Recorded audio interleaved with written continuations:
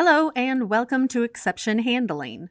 After watching this video, you will be able to explain exception handling, demonstrate the use of exception handling, and understand the basics of exception handling.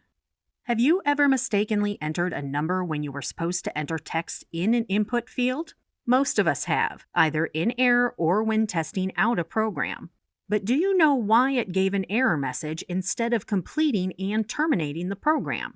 In order for the error message to appear, an event was triggered in the background. This event was activated because the program tried to perform a computation on the name entry and realized the entry contained numbers and not letters.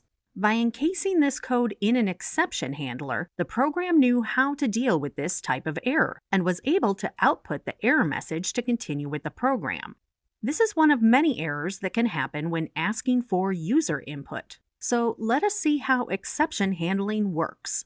We will first explore the try except statement. This type of statement will first attempt to execute the code in the try block, but if an error occurs, it will kick out and begin searching for the exception that matches the error. Once it finds the correct exception to handle the error, it will then execute that line of code. For example, perhaps you are writing a program that will open and write a file. After starting the program, an error occurred as the data was not able to be read. Because of this error, the program skipped over the code lines under the try statement and went directly to the exception line. Since this error fell within the I/O error guidelines, it printed unable to open or read the data in the file to our console. When writing simple programs, we can sometimes get away with only one except statement. But what happens if another error occurs that is not caught by the I/O error? If that happened, we would need to add another except statement. For this except statement, you will notice that the type of error to catch is not specified.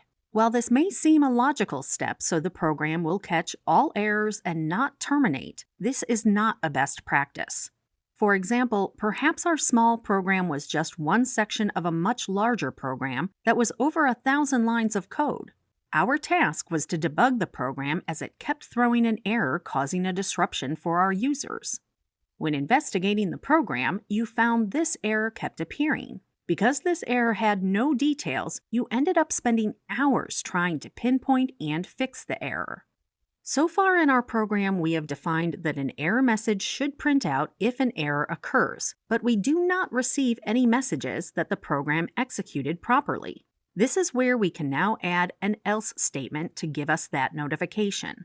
By adding this else statement, it will provide us a notification to the console that the file was written successfully. Now that we have defined what will happen if our program executes properly, or if an error occurs, there is one last statement to add. For this example, since we are opening a file, the last thing we need to do is close the file. By adding a finally statement, it will tell the program to close the file no matter the end result, and print "File is now closed" to our console.